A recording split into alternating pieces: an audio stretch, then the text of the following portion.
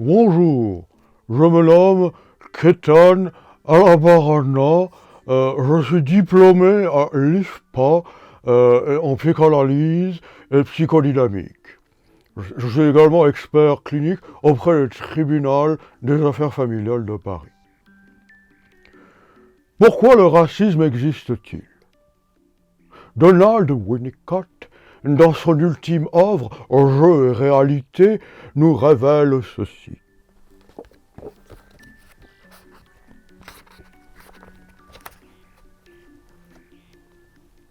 La différence entre les blancs et les noirs des États-Unis n'est peut-être pas tant une question de couleur de peau que d'allaitement au sein. L'envie qu'éprouve la population blanche nourrit au biberon à l'égard des Noirs qui, je crois, sont pour la plupart nourris au sein est proprement incalculable. Ce qui m'intéresse, c'est la motivation inconsciente qui n'est pas, somme toute, un concept populaire. Les données qui me sont nécessaires n'ont pas été recueillies au moyen d'un questionnaire. On ne saurait en effet imposer un programme à une calculatrice pour qu'elle nous révèle les motivations inconscientes des individus qui sont les cobayes d'une investigation. C'est maintenant ceux qui ont consacré leur vie à l'exercice de la psychanalyse, qui doivent se réclamer du bon sens et se lever contre la croyance insensée dans les phénomènes superficiels caractéristiques des recherches faites sur l'être humain à l'aide de calculatrices.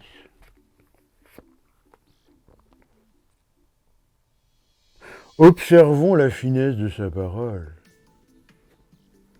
En effet, Melanie Klein nous enseigne que le sein maternel est l'objet primordial de la psyché de l'enfant,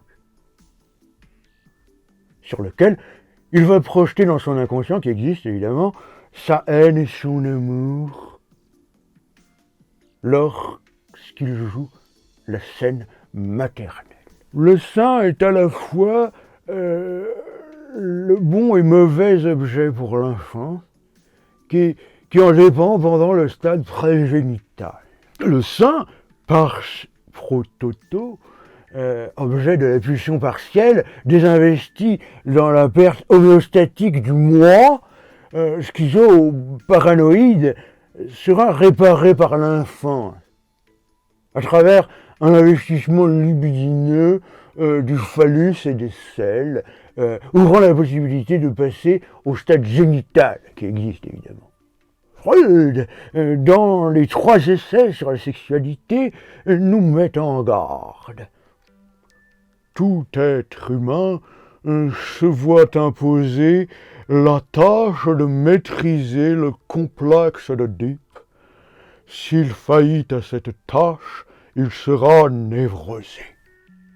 L'enfance qui tire sa nourriture du soi, sein et enfance, non encore séparés, n'a pas à créer l'objet.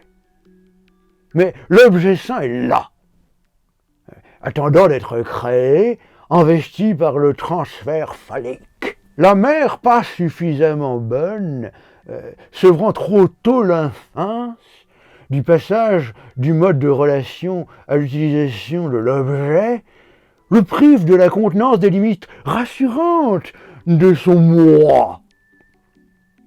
S'ensuit une blessure narcissique envieuse de celui qui s'éloignera de limites trouvées dans la loi du père, contenues dans le complexe d'Oedipe résolu. La relation incestueuse de la mère, pas suffisamment bonne, se trouvera ainsi rejouée dans l'inconscient qui existe de l'enfant, remontant à la surface du moi blessé, lors de la rencontre avec un moi non soumis au même surmoi, où la castration par le père ne fait pas barrière à un soi oedipien réunifié.